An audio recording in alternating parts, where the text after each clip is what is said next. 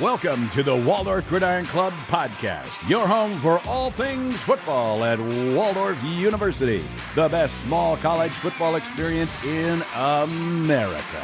Hosted by Andy Buffington and me, Troy Thompson, from the secret bunker beneath Bullsdorf Field.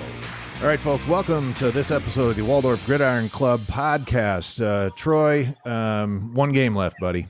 That's Just right. Just one. And looking forward to the Warriors on a week from Saturday, heading up to Valley City and giving them the beatdown that they deserve. So the Vikings are going to lose. I'm calling my shot. So, folks, you might notice some background noise. We've got a very special guest on this week's episode of the podcast. Probably a voice that you haven't heard from for a while, but something that's going to be near and dear to your heart. We want to welcome to the podcast, to this episode, head coach of Earl Warren High School football, the one, the only Josh Littrell. Coach, how's it going, brother? I'm going good, fellas. Thanks for having me on. Yeah, absolutely. So temperature down in Texas, you told us in the pre-show that you're sweating. I am sweating. It's hot. I don't know what the temperature is, but I got shorts and a T-shirt on, so it's and there's not much wind right now. So. Well, I actually do have shorts and a T-shirt on, but it's under my pants and my long sleeve shirt, man. So, do you miss the winters up here, Coach? Oh, I was just showing somebody a picture the other day of my mom coming out of a Mexican restaurant up there in town, and they had it scooped of snow, and it was at her armpits. And you know, I mean, I was like, holy mackerel. Yeah. I do remember the day I got my first snowblower, though. I was so excited, you know, and when they told me the leading cause of heart attack was scooping snow, I was like, well, I don't want to die here, so I'm gonna buy me a snowblower. So no, that's a good call. Good call. Heck yeah, absolutely. So, Coach, it's been a few. Since then, we've had some head coaching changes. Obviously, you know, under your tutelage, you brought in Will Finley as your defensive coordinator. He was the head coach here for 3 years. He moved on. He's a Division I coach now. We had a brief stint with an offensive coordinator by the name of Chase Paramore, and now a young man that you know very well, Tyler Chapa. He is the head coach leading the Warriors this year. And how many years have you known Tyler Chapa, Coach? Oh boy, you know, if I had a son that wasn't blood related, it would be him. You know, he's been involved in my life for a long time. I started coaching Tyler when he was in 7th grade, and I coached him all through middle school, and then I was his high school coach, so I coached him all through high school, and then. Once he got done at ACU playing, he came and played for me up at Doane in Nebraska. And when I had the opportunity, you know, as the head coach up there at Waldorf, to bring him up as a graduate assistant, it was a no-brainer. You know, I was getting somebody that I trusted, somebody that I knew, somebody that knew what I believed in. So I'm just so tickled to death that, you know, that he has this opportunity, that Coach Gassman, Dr. Alsop, you know, that they gave him that opportunity, because I think he's going to do great things. Yeah, I couldn't agree more. Yeah, it's been fun working with Tyler, and we've done a couple of new things that Aura brought some things back, which is good. It sounds like there's some things going on in your background. What's happening out there? Yeah. We got a freshman. We got a freshman football game going on over here off to the side. So I'm sorry if that's disrupting. No. It's good. It's good background noise. This is a football podcast. Yeah, that's Coach. right. It's good to hear. Absolutely. Yeah. I'll keep it clean. So how are the Warren Warriors doing? Yeah, the Warren Warriors. Boy, that's alliterative right there. How about it? You know, we had a kind of a record-setting year a year ago with our quarterback. He threw 45 touchdowns last year. You know, actually finished 3rd all-time in the city of San Antonio school, you know, history. And he was tied with Ty Detmer, a pretty good quarterback himself from this area. And then we were senior heavy on offense. Quarterback came back, not having the year we had a year ago. We got a chance to finish 6-4 tomorrow night. And so, you know, with that being said, it's not what we wanted. We fell short a few games, had to make some had to make some tough decisions on personnel, to teach kids lessons on certain things. I mean, again, it's bigger than football, especially in high school. Yeah. And it kind of hurt our team a little bit. Lost some playmakers, and stuff like that. But we'll, it's all part of helping kids grow. And so, but it's going well. This is it for me, though. Tomorrow night's my final game as a head football coach. As a matter of fact, I just shut the lights off in my office and walked out for the last time today. So what's going on with that, man? I guess I hadn't heard that. That's breaking news here on the Waldorf Gridiron Club podcast? What's going on? Yeah. Well, at the beginning of the summer, my Doane University offered my wife the head softball job. And, we're from the Midwest, of course. You bet, and so she took it, and her and Max and DJ, they moved up there to Nebraska, and I've been flying solo here. And so with that being said, I'm going back. I'm getting back into the college game, and excellent. High school was fun, but today you can't coach kids as hard as you want to coach them. And so at least at college you can. And I'm parents are, they're interesting. Let me tell you, everybody thinks their kid's good. And I'm yeah, that's right. Yeah, exactly. Well, congratulations, Coach. It'll be great to have you back in the college game, and gosh, I don't know, maybe the Warriors will get to see you on a sideline somewhere. Yeah, is can you announce anything or you No, I don't. Okay. Okay. I don't know anything yet. Okay. Out of common courtesy with just all the people in the profession that I'm friends with, and and things like that. It's not my call one way or the other, but I am available. All right. And and so I'm anxious to get back on the recruiting trail and start finding the best players again. Well, there's two great things that you're very, very good at, obviously as a coach, and the X's and O's, taking care of kids, obviously, to get that done, and that makes a big difference in recruiting too. You were made a big difference for the program, really transitioned Waldorf football from where it had been to something that it is today for sure, and the goal is to keep all that hard work, that hard head mentality that you had going on, keeping it up here. Yeah, it's that we still use that motto. I take that motto with me everywhere I go. Mm-hmm. I just truly believe in that blue collar work ethic. I mean, and that's when you look at the people in Iowa and you look at what they do for a living, those people work their tail ends off. And same in Nebraska, whatever. I mean, I was cleaning out my office today and everything's on hard drive, so I'm tossing everything in the trash. And I'm looking at stuff. I see what my cover letter when I sent it to Denny Jerome, when it was time to come interview up there. Yeah. And I was reading through my cover letter, and, it was almost brought a tear to my eye, because I was like, everything that I had said in that letter, we were able to accomplish in, 3 short years there at Waldorf. And number one was just bringing the community together, and making it a part of the university. And I truly believe through athletics, that it's the best platform in the world to do it. And so I'm so glad that you guys and Coach Chapa, you guys are continuing to do that. It's just awesome.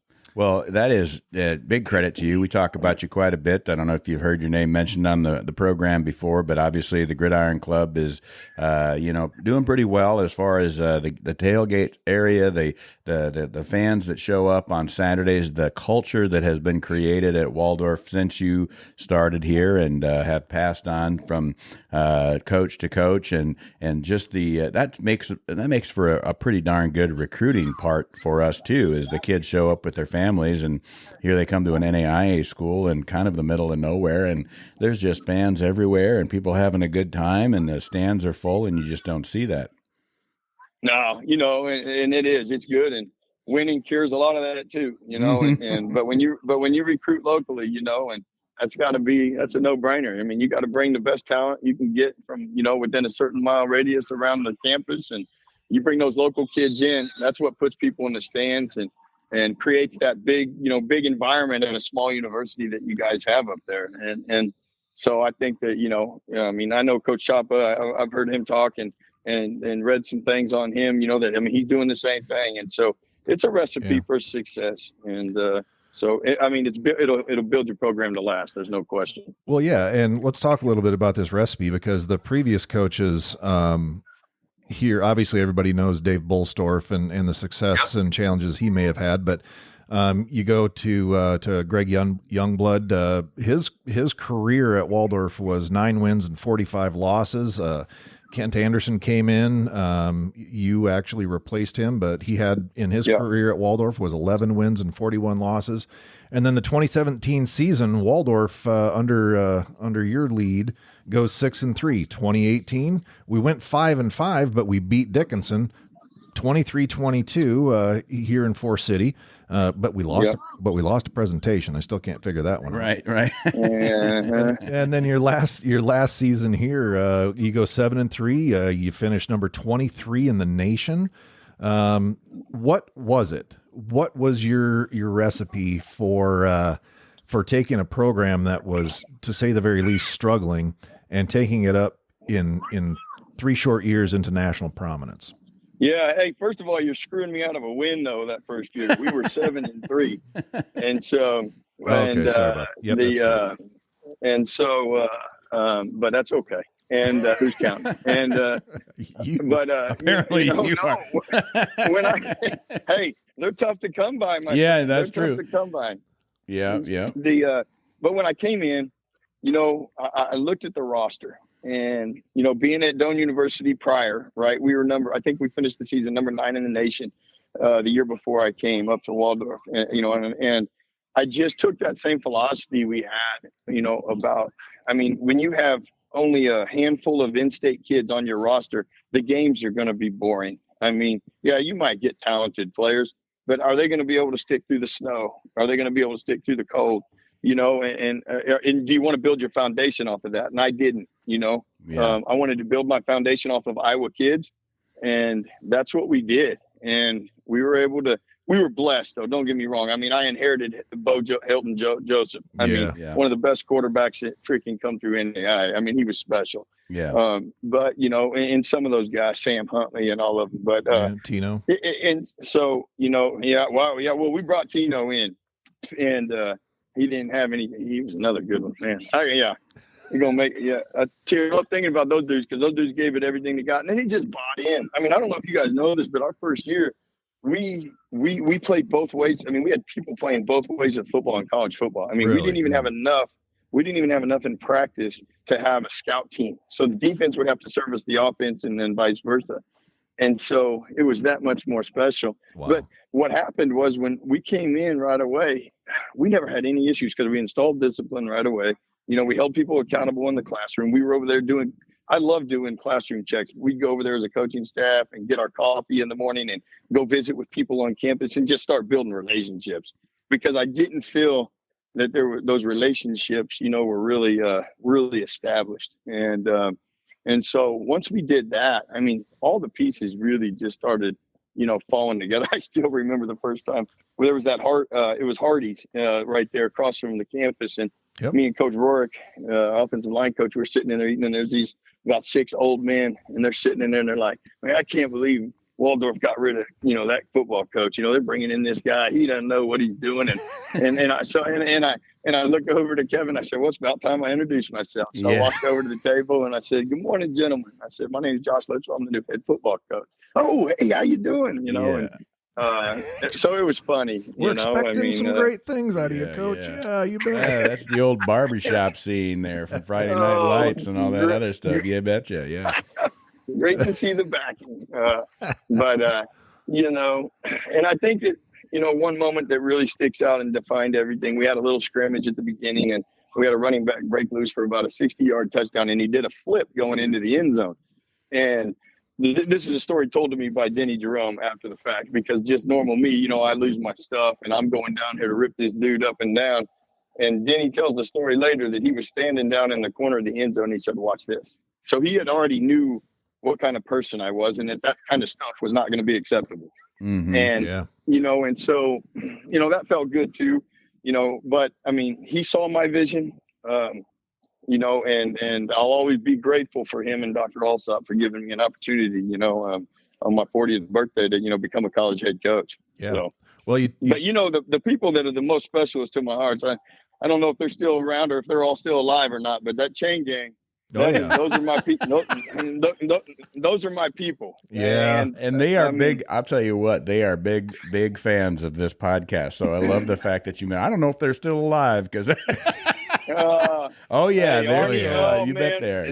Keep Arnie off the bull, and so he keeps both of his hips around. But Z and Dave and those guys, I mean, they're my buddies, man. You bet. Yeah, they're still all around. They're still dragging chains up and down the sideline. Of course, they're headed up by none other than Bruce Bruckoff. He's the captain. Yeah, absolutely, you betcha. Yeah, but no, those guys are still around. Arnie he comes up to all the Warriors live that we have up at Paddlers, and it's a great time. Awesome. It is. Those guys are really the ones that gave me the vision, and our coaching staff the vision of starting a nice tailgate, because after every game we'd look over and they're drinking their Busch Light sitting over there, whether it's snowing or not, and I'm like, what are you guys doing?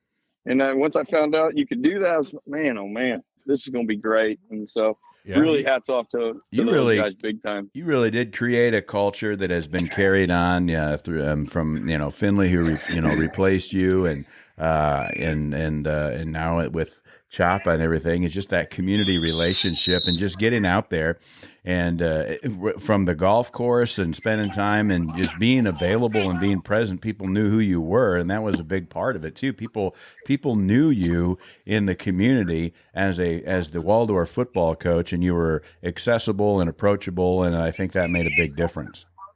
Well, like I said, anytime you have a central location such as Paddler's Tap, and you can get up there and you can go up there and you can run into every different type of person, that's what I loved about it. And I mean, it's pretty special. And so, I always cherish my time up there for sure. Well, I think the first time that I actually met you was on the golf course. I think it might have been at the Waldorf the golf tournament way back when, and I think I was with the National Guard at the time, and you were golfing with my brother-in-law. And I think I got to put it. I was probably beating him down pretty good, my man Reed. So I didn't have to. He was a good friend, and him and Julie, and they're just a great family. And our times, when we got quarantined up there, my wife turned 40. We're over there at their house and spending her 40th birthday. And I go back through my pictures. It's we had some great times and great memories. There's no question. Yeah, for sure. And hopefully someday that you and the family can make it back up to Waldorf. Just maybe come up to a community. Like now, granted, if you're going to be coaching college football somewhere next year, it might be a little bit tough. But if you could ever come back up. Man, I tell you what, that would be it'd be something special for this whole community, just to be able to have the Josh Littrell, homecoming game. Yeah, there you go. Oh man, yeah. Oh man, holy mackerel. Yeah, no, I did I don't know though. I always had that motto. Especially that first year we went 6-0 at home. We had a motto. We don't lose at home, and that's that's what we wanted to build there. So I have conflicting feelings if I ever come back as a coach and coach there, because we don't lose at home. I consider that a home. So that'll be interesting. Yeah. Well, it is something that, you talk about the experience that you had with the community. I'm sure that you're aware that Waldorf is leaving the Northern Sun, this North Star. Sorry, why did I say Northern? Oh, I know why I said Northern Sun. I know. Sorry about that. Yeah, sorry. But then joining the GPAC, and so getting the opportunity to be with schools a lot more like us. Of course, Waldorf has transitioned back to a nonprofit organization, and pretty excited about that. Have you been following that stuff as well?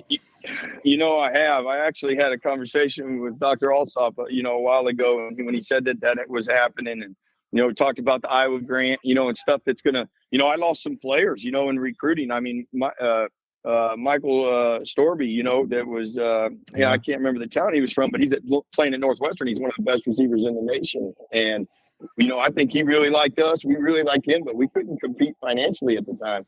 Yeah. And so, having that extra money for Iowa kids is going to be huge. So I think, it puts you back on a level playing field. But then going into the GPAC conference, that's one of the toughest conferences in the nation, and from top to bottom. And you got the number 1 team and number 2 or 3 team in the nation sitting there. And those dudes are, they've done it right for a long time, and they've built a lot of tradition. And so it's going to take somebody to come in and to knock them off. I mean, it's going to have to take a well-disciplined, organization to be able to do that. Yeah, and I think that a coach under your tutelage, Tyler Chapa, he's the man to be able to do that. And even kind of going down that road real quick with you, you've got a lot of guys that have had a lot of success that that were here at Waldorf with you. You've mentioned Kevin Rorick. Kevin's the offensive coordinator down at Tabor College. He's a Blue Jay now, and you got Sean Henry. Sean's down at Doane in Crete, where you're going to probably see a lot of him. And he's the defensive coordinator there. You got Aaron Hauser at Benedictine. You've got a lot of guys that have come up underneath you that have had a lot of success in coaching. So, as much as we've had a lot of players having success, you've had some of those coaches in your stable having a lot of success as well. Yeah, I mean, and that's probably the biggest, thing of all is when coaches get out and branch out. I've never been one to frown upon a coach trying to leave to better their situation in advance, for not only professionally, but for their family, and better opportunities. And so, of course, I'd never want to lose any coach, but, knowing that, and that was my biggest concern moving on. I'm going to be honest with you. When I drove back from Texas after they offered me the job, I was having a hard time with that, because a lot of loyalty to those coaches that were very loyal to me. Mm-hmm. And when I sat down with Coach Gassman and Coach Alsop, I was very adamant that, that they keep what we have going and, with whatever direction they feel. And, but wanted it to be one of the guys that, knew what it took to get to where we were. And so when they hired Will, knew the program was going to be in good shape. And, and they've kept it in that line. Eventually that line will run out. But they definitely got the right man for the job right now. Yep, couldn't agree more. Tyler Chapa is a class act from top to bottom, and I'm looking forward to him introducing us to GPAC football. And Troy and I both feel pretty strongly that Waldorf's in a position to be able to come into that conference. And now, are we going to be able to go in and knock off Northwestern, Morningside, and even Dort's up there? I think they're ranked in the top 10 in the nation in NAIA. So you've got three of those schools that are relatively close to us that, they're high caliber teams, and that's just going to raise the level of competition for Waldorf. But we know that we can come in there and be in the top half of that conference. You look at some of those common opponents, we play Briarcliff first game every dang year, and we just have not. Now they were young a few years ago, and they might be struggling a little bit, but I tell you what, we've always been able to take it to them that first game every year. Yeah, that's because you look at Briarcliff, and I don't know what the record is. I think I looked at it the other day that they've won, 3 games in that conference, and like you just said, I think you guys hit it on the head. You don't need to jump in right away. And of course we're going to be competitors and we want to win every game we're in, but it's about, just moving up the ladder, and when you do that, you're showing growth and you're showing improvement in your program. What it does is it opens up the recruiting though. Now you're going to be playing schools in Nebraska, stuff like that. I might open up the recruiting trail a little wider now to where, you're going to be able to pull some different kids. So, yeah, absolutely. Those kids that are overlooked are not offered by Morningside or Dort or Northwestern or Doane or you name anybody in the GPAC that if they've got some potential and our coaches see it in them, you could lure them in saying, hey, show them what's going on. We have a kid named Jeremiah Smith. He's a sophomore defensive back that he had 3 offers out of high school, and Jeremiah, one of his offers was from Dakota State. Well, we whooped up on Dakota State both times we played him this year, and he was telling us during when we had him on the podcast that he was talking to the coaches like, hey, you could have had this. You could have had this. No, no question. Yeah. You never know the situation. But it helps. You get in there and knock off some people. That's what happened when I was at Doane University. I think we still were the last until just recently, this last week in conference play. We're the last team to beat Morningside. We beat them the year they went to the semifinals. Yeah. But what that did the following year was that just catapulted us into being able to get some different kind of recruits than what we were getting previously. And so winning helps everything. There's no question. And you got to have the ball bounce your way just a few times in order for that to happen sometimes. Yeah, that's for sure. So shifting gears a little bit, Coach, let's talk about family, man. Now, obviously, we talked about Renee taking the head coaching job up in Crete, going back to the homeland. You're originally from Olathe, Kansas, and you grew up in a football family. Your dad, Mark, a Hall of Fame football coach in that area. And, obviously now I want you to be able to, you've got 3 wonderful sons. Your oldest graduated, and he is a cadet at the United States Military Academy at West Point. So congratulations for that, first and foremost. How's Coop doing, man? Yeah, how is he? Man, he's doing awesome. He's on the water polo team. He scored against Syracuse the other day. And he's going to, it's not an NCAA sanctioned deal, so it's just like they play a lot of Ivy League schools and stuff like that. And, but he's doing great. They go to nationals in Utah this weekend, actually, or next weekend. So proud of him for that. I couldn't be more proud of that kid. I mean, in this profession, we move a lot, and he's experienced a lot of different things. But, actually moving down here to San Antonio was really, really good for him. It opened up a lot of avenues, that necessarily aren't the same for my other 2 boys, but it was a really good move and for him. And he's so smart. I mean, he takes after his mom. I mean, there's no question. I mean, I don't know. Well, he must take after his mom. I mean, he went to the United States Military Academy. He didn't go to Annapolis. Oh my Lord! Yeah, he didn't go to the Marine Corps like Dad after I failed out of 2 colleges. So no, automatically, kudos in my book right there. no question about it. No question. Yep. Yeah. And Max and DJ, how are those boys doing? Max is doing great. I mean, that's one of the blessings when we lived there in Forest City. My son picked up golf, and Julie Burkholder, really took Max under her wing, just, helping him even love the game. He would just sit out there at the clubhouse all the time. And all the kids that played golf in Forest City, I mean, it was the thing to do. And so he really got hooked on that. He was our high school best golfer down here as a freshman in San Antonio. Oh, wow. And so now he'll be, competing up there in golf in Nebraska. And so he's doing really well. And then DJ, he's 8, and he's a handful. Mama's ready for me to get up there. And so he thinks he's the boss. There's no question about it. So I can't wait to rejoin my family, though. There's no question. Yeah, that's got to be tough. Obviously. But like you'd said earlier, that's kind of the nature of the beast when it comes to college athletics, especially when you have both parties in a relationship, heavily invested in their respective programs. There's sometimes that you have to be apart for a little bit, and it just makes that coming together so much sweeter. Yes, no question about it. I'm going to get to join my wife. I'm glad she's back doing what she loves to do. I mean, I know I've been able to be successful, but I mean, she's twice the coach I am. I mean, I hope that she can get that program back to where it was, as conference champions, and be there to support her in the spring. I'm excited about that. So, I wish her nothing but success. Of course. Well, it's a little colder up there in Crete, Coach. Are you ready for that again? Oh man, I am. My skin's going to be ashy and everything else. Lee, my hair, it's not Troy. I'm going to look like you. I'm not for too long. I'm not going to have much hair, and so, gosh dang it.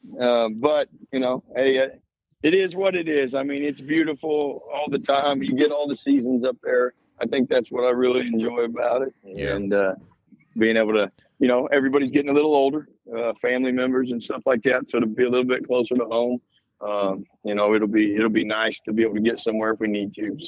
So whatever home that you guys have bought, I assume that you got enough bedrooms so Coach Henry can move in with you. No, he's got cats. He ain't coming. No. Sean Henry has cats. Oh yeah. No, man, no way. Nope, not happening. He lives right over there. I could walk to his house probably from where my wife got a house, and and I'm sure we'll have some good conversations catching up. That's for sure. Yep. Mm-hmm. Yeah, it'd be great to get the band back together. Get you and Kevin and Sean up here, and get Hauser and of course Chapa is all there, and just kind of that'd be maybe we should plan like a gridiron retreat somewhere. Hey, that's no joke now, like in Des Moines or somewhere. Yeah, I'm not. That'd be that would be an absolute blast. Yeah, I like that idea. That could be some idea trouble happening here. Yeah, that could be trouble, especially if we invite Reed. Mm-hmm. Yeah, that's. Oh, yeah. Well, I'm not doing it unless he's coming. So, Okay, we're always, always in. I always told him if I'd ever made it, big time, which will never happen, But if I did, I was going to hire him as he's going to be my chief of staff. So we'd all been in trouble. Oh, for sure. Yeah, that would have been. But the pressure that would have put on him if that had happened, I just know him so well. He would have taken it so seriously. He would have been a nervous wreck. Oh yeah. Oh man, yeah, he's a good one. Yeah, no question. Yeah, Reed had always given me a bunch of crap up at Paddlers when my wife and I were part of that, and about his brother-in-law Troy and I doing a podcast. But he wanted us to do this big political podcast and talk. You just kind of make fun of the political scene because Troy and I are very, very close in our affiliations and our ideology. But right. And here we go, and now we're talking Waldorf football, which is also near and dear to his heart. But it's actually better to talk about. Let's be honest. That is true, because you can talk about politics all day long, you won't get anywhere. But you can talk about Waldorf football and college football, and it's just a lot more fun. Without a doubt, no question. Yep. So, how often do you get to visit with some of those coaches that you've worked with, whether here at Waldorf or just some of those different experiences you've had around the nation? Do you keep in touch with most of those guys? Yeah, me and Kevin, we FaceTime once a week, and so we're able to visit, and quite often. Sean, same thing. I always. I call him when I need some, sarcasm, of course. But and then Coach Finley and I, we've been texting over the last month or so, with a lot of college movement going on and stuff like that. And he knows I'm getting back into the game. So we've kept in touch. Tyler, I've kind of let him be. I mean, I don't want to help him unless he needs help, and just kind of.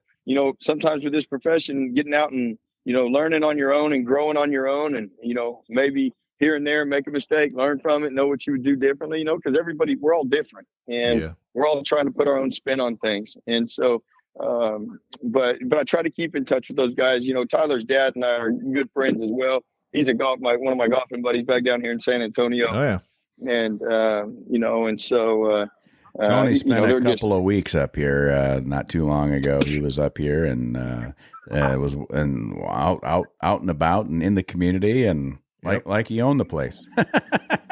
Yeah, oh yeah, he's retired and chasing his grandchild around, and I know he's super proud of his son though. Being able to do what he's doing right now. Yeah, for sure. Tony is he's always great to see when Tony's up here. He usually comes up for a couple of weeks. Usually in the summer he'll come up for a little while, but then he spent a couple of weeks here in between a couple games and was able to see his son work on the sidelines, and there was some success there. So that's obviously always a good thing too. And but yeah, just a class act, and you can see a lot of Coach Chapa, in his dad, his mom and his stepdad were up here quite a bit as well.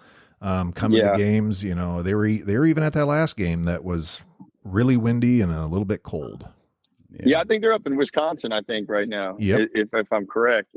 She's a great lady, and got to see her quite a bit actually when Tyler was playing for me at Doane, and she made those games. And so, absolutely. But yeah, they're just great family, great people. Tyler's wife, Nikki, Nicole, she's a sweetheart.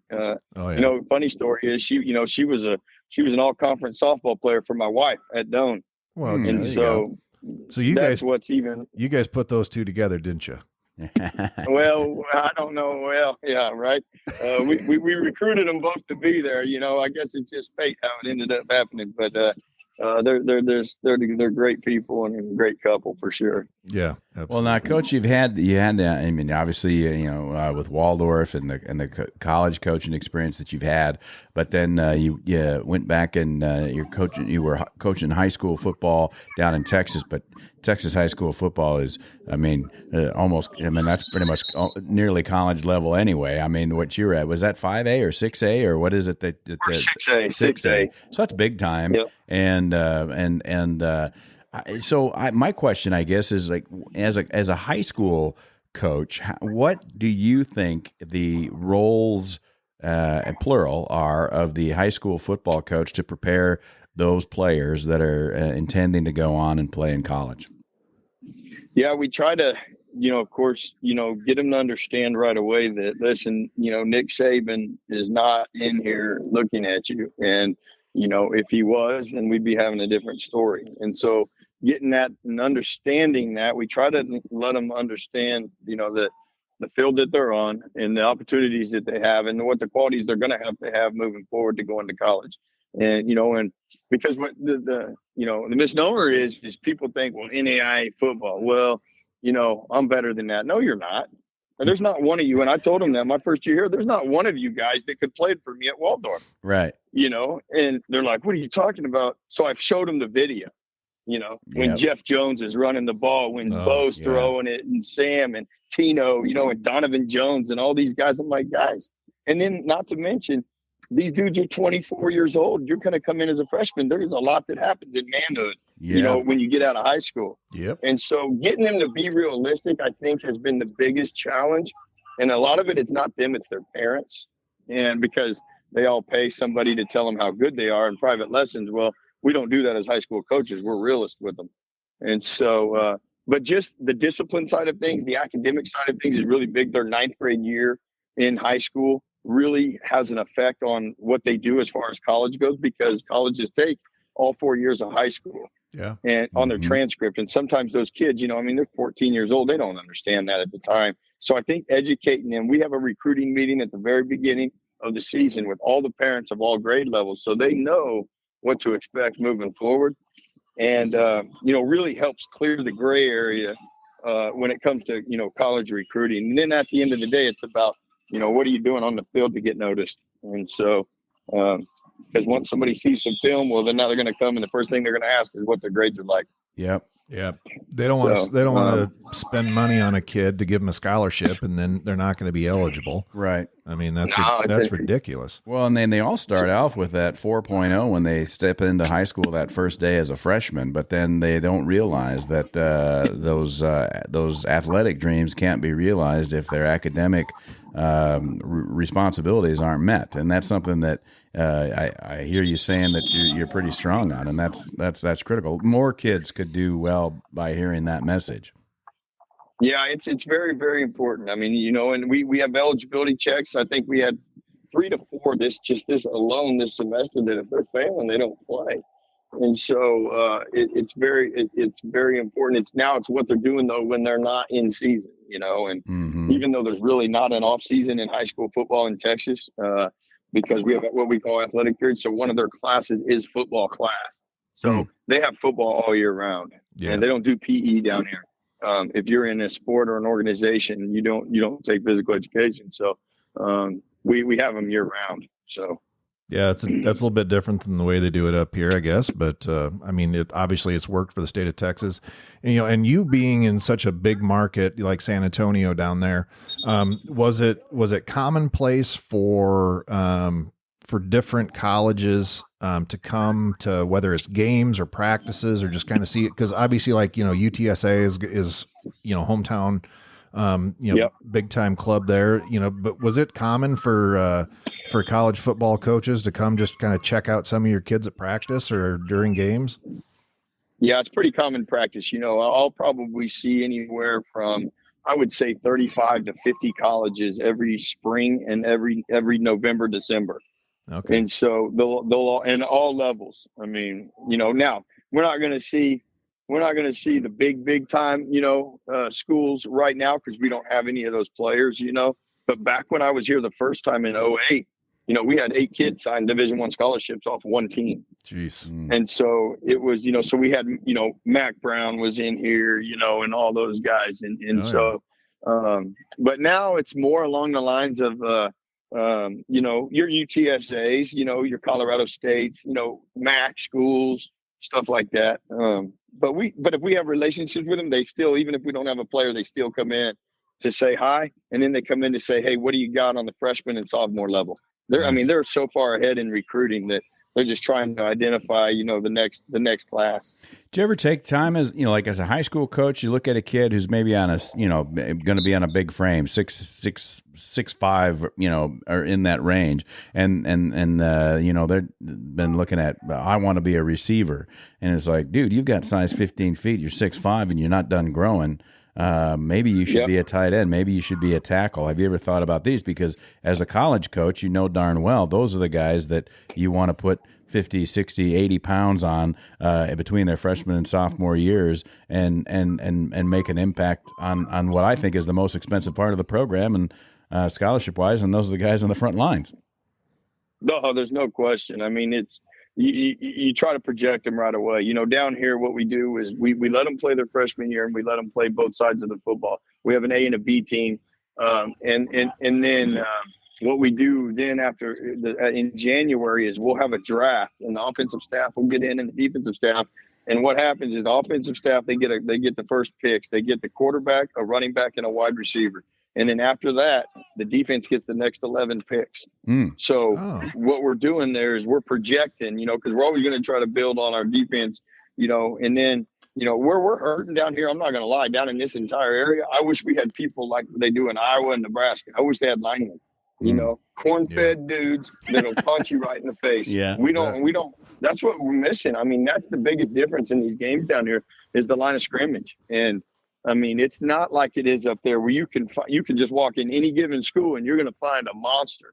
And so, and I'm not even talking about the height. I'm just talking about, I want somebody that's going to go in that dark alley with you and they're going to have your back, because I'm always going to throw the first punch, but I'm not going to be able to finish it. So I need those big dudes, big old wide butts, that I love those kind of kids. And that's something that we are missing down here, and the nastiness.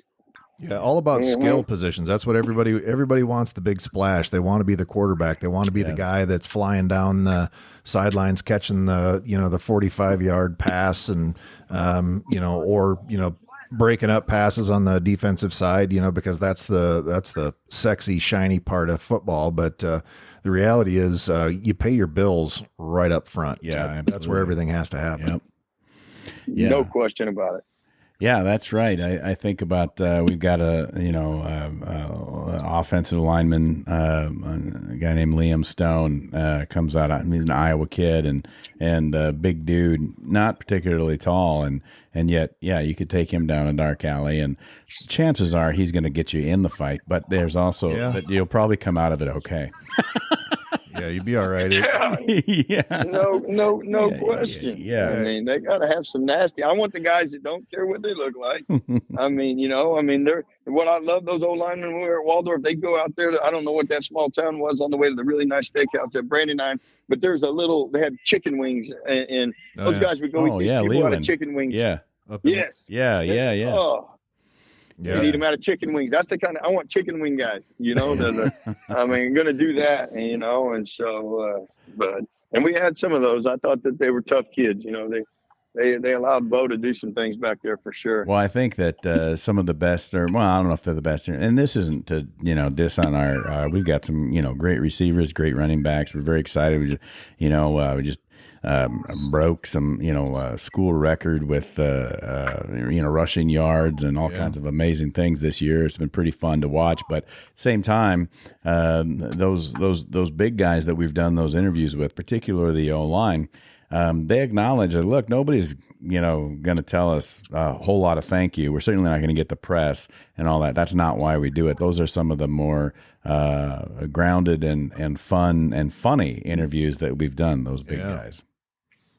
Oh, they're great. I think I was looking on the roster. I think I had two kids, still playing that I recruited, and one was running back, Navi. Oh, yeah. And then the Cade Kloster Hodak.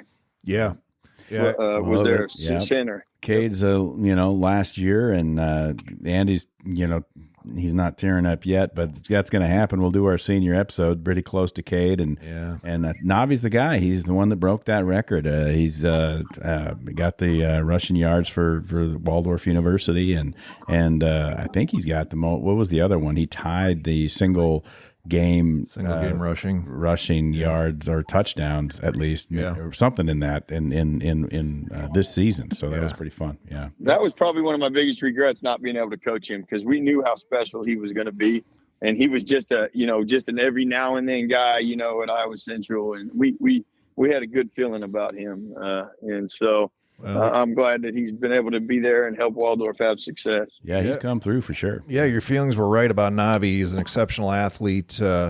And, of course, he got banged up. I think it was maybe the Dakota State game. Yeah, 2 games ago. He didn't play at home our last game or senior day, and then didn't play this past weekend. So I saw him earlier this week, and I asked, of course, we have a bye coming up, and then the 11th we finish up at Valley City, and I asked him if he's ready to go, and sounds like he is. So he's going to be good. Yeah, absolutely, because you don't want the end of your career to be sitting on the sidelines hoping that somebody else can pull through. But we got some studs. We got a kid by the name of Tay Buchanan. He's a good one. Oh man, he's just a powerhouse. And then Justice Johnson's coming up through the ranks and receiver. Yeah. Yep. So of course we got Dom Watt back this year. I'm sure it's all. Yeah, I was on him too. Yeah, Garden City Junior College. No kidding. Nobody. Hey, those guys back. They don't give me the credit, but we were locating those dudes. There's no question, man. They were. Hey, even their best receiver, I think he was a freshman when we signed him when I was there. Malik. Oh, Malik Adams. Malik Adams, and to see the type of player he grew into, that's just outstanding. Yeah, Malik. I mean, that's awesome. Malik and Dom on the edges are just dangerous for any defense, and we've got this quarterback. This is his 3rd year, Jordan Cooper. We got some great guys behind him. We've got Carter Bruckoff, which is Bruce's grandson, and Nick Siegel comes from California, and he's had to step in a little bit here and there when he needs to, and he's doing a fantastic job. And we've got a really bright future in a lot of our skill positions. But Cade Kloster-Hodak, by and large, is probably he is such a phenomenal individual. He's a good football player. He's a great teammate. He's a great leader on that team. And you did a bang up job getting him to come from Mason City over here to Waldorf and play ball, because I could literally talk for an hour just on all the positive attributes of Cade Kloster-Hodak. Hey, funny story on Cade, and he won't know this, but so I'm down here in San Antonio, and one of my middle school coaches, he's like, "Hey, you're at Waldorf." He said, "Well, I'm from Mason City," and I'm like, "What?" And we start talking, and he's like, "Yeah, you know Cade Kloster-Hodak," and I'm like, "Well, yeah, we signed him my last year there." He's like, "Well, I was best friends with his either dad or somebody." So, I mean, just hilarious. We got a huge Iowa population down here in San Antonio. Teachers. Well, no, because back in the day, they were booming down here, and they wanted the best teachers. So they didn't stay in Texas. They went to Iowa to recruit all these teachers. And they were at Northern Iowa. They were at all the universities. Yeah. And so there's a lot. My principal, I mean, they're from Reggie Ollendike. He was a basketball dude in some small town up there. And so, there's a lot of Iowa people down here, no question. Yeah. Well, and again, you're getting back to your roots. You're getting back to the homeland, up there in Crete, Nebraska. It's going to be really close, because you played your college ball at Emporia, started your coaching career there, and obviously kind of worked your way up through to where you're at today. And now your dad, where did your dad go to school? My dad was college at Northeast Missouri State, which is now Truman State. Yep. Mm-hmm. Where did he get his graduate degree? Oh, I know where this is. At Northwest Missouri State. Oh gosh, Northwest Missouri State Bearcats. Yeah, they've known to play football from time to time. Oh man, they broke my heart multiple times as a player. Gonna find a way to tie it back in. Yeah, that was back in those days where Mel Churchma was really having the Bearcats up and coming. He was kind of Josh Littrell before Josh Littrell. No, he's a way better coach than I was. He's a legend. There's no question. So yeah, that's for sure. I played for a legend myself, though. A couple good ones when I was in Emporia with Manny Matakis.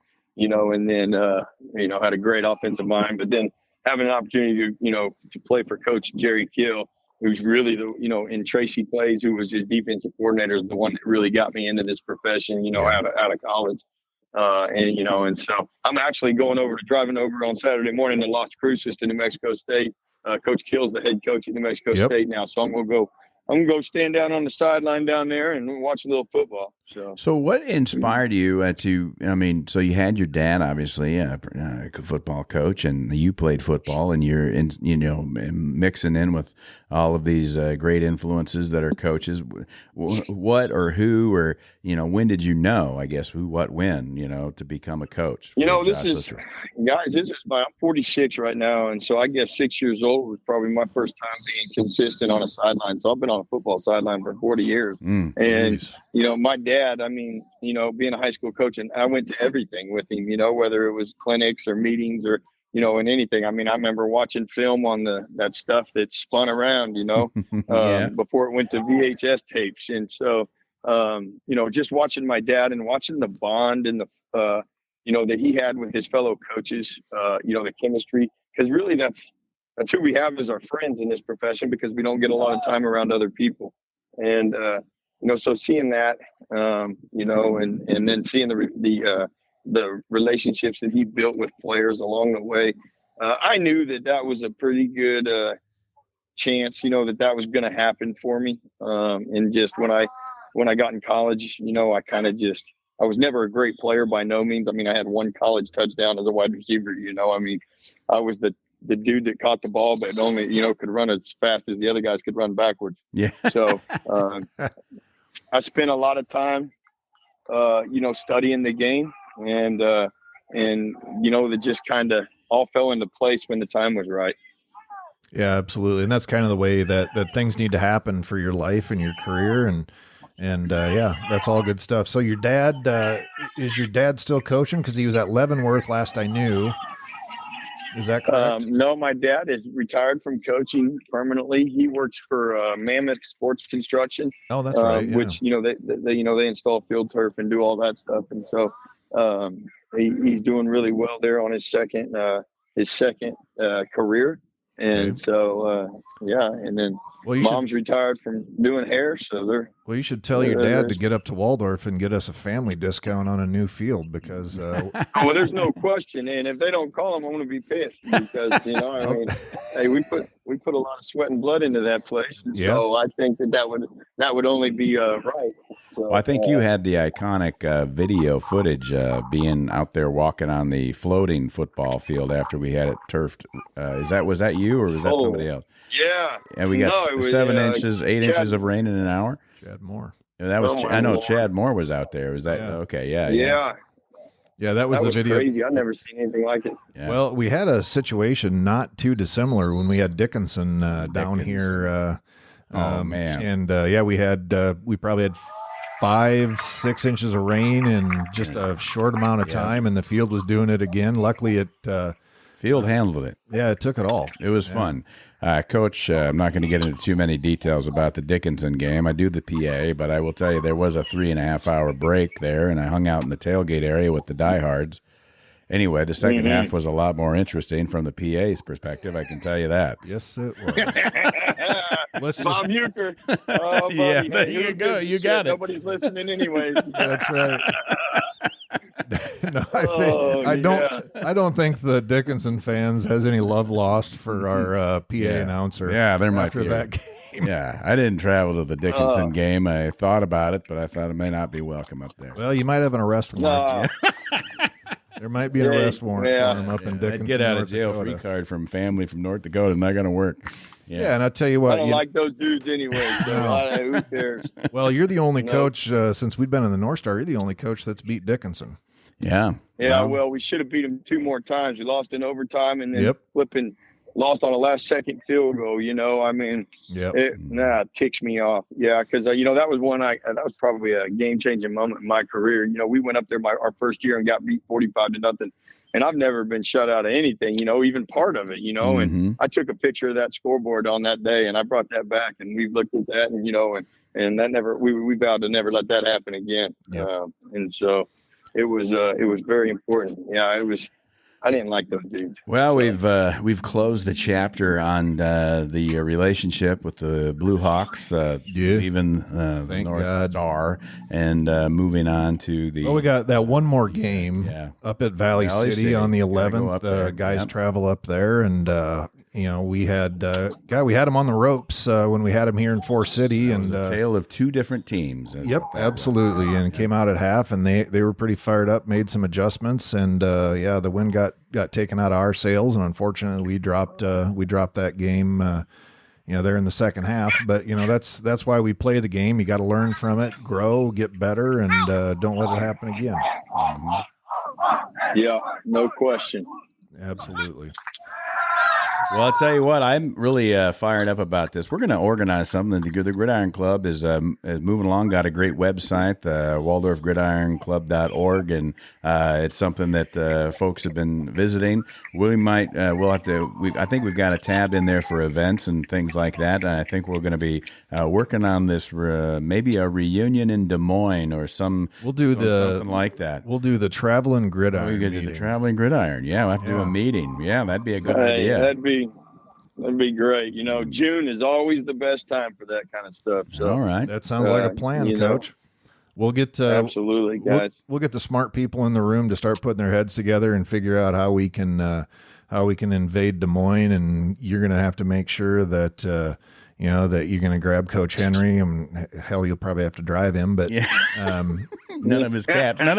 Though. You can't bring that cat in here. It's in the box. It's in the box. That's right. And get Big Kev up here and everything else just to see those guys again. It'd be so great to have to get the band back together and just be able to talk about old memories, have some laughs and fun stuff like that. That'd be an awesome time. And give you some crap too if you're coaching another team we're going to have to beat. So that's always a good time. I'm in on it as long as you guys make sure that change ain't find its way there. So I'm sure they will be invited for sure. 100% sure they'll be invited. All right, Coach. That's awesome. All right, Coach. Well, we don't want to take any more of your time. You got some stuff to do, and you probably got some driving in front of you in the next few days, especially going over to see Coach Kill. And we just want to thank you so much, Josh, for taking just a little bit of time. And this is probably going to be a really popular episode because people still hold you pretty close to their hearts here in Forest City and at Waldorf University. So thanks so much for your time, buddy. And we always want to give our guests that one last shot. So if you got anything that you want to say to the Warrior Nation and Waldorf football, this is your chance. Yeah, I know. Like I said, I appreciated my time there. Everybody there, all touched me in some way that. It was an outstanding experience, and it's something that I definitely could have seen myself staying there forever. Just situations change but I've always prided myself on trying to leave something better than, when we found it. And I think we did that, and it's showing right now. And the leadership there is awesome and doing what they're doing. And you guys on your social media stuff has been outstanding. But I just want to thank Warrior Nation from the bottom of my heart because it'll always be a special place to me. And I carry my first win as a head coach football with me everywhere I go. I carry my pictures. And like I said, hopefully our paths cross again sometime soon. Absolutely, sir. You'll always have friends in Forest City, Iowa, and you're always welcome back at Waldorf University to visit. Absolutely. All right. Well, Coach, thanks so much for your time. It's been just great to catch up with you and hear a little bit about and get some of your philosophy. So that's worth about $1 billion to us. So many, many thanks. Well, anytime, fellas. I appreciate what you guys do for that community and that school. Thank you very much. It is definitely our pleasure. Well, folks, that's it. That's Josh Littrell, the former head coach of Waldorf University and apparently the former head coach of Earl Warren High School Warriors down in Texas. He's going up to join his wife in Crete, Nebraska, and wish them nothing but the best, Renee and the boys and Josh. So that's going to do it for us, folks. That's it for this episode of the Waldorf Gridiron Club Podcast. For Troy Thompson, this is Andy Buffington, and forever and always, go Warriors. You can join the Waldorf Gridiron Club and be part of the best small college football experience in America. Just visit our website and pick your membership level. Find us and everything Waldorf Gridiron Club related, including professional photos, at waldorfgridironclub.org. You can also click on the Support the Show link in the show notes to donate. And you can even use the United States Postal Service by sending your check to the Waldorf Gridiron Club, P.O. Box 125, Forest City, Iowa, 50436. It's tax exempt, hassle-free, and has a level for every budget. That's right. Anyone can join, even our rivals. Show your colors. Join the Gridiron Club today. Get it? Got it. Fantastic.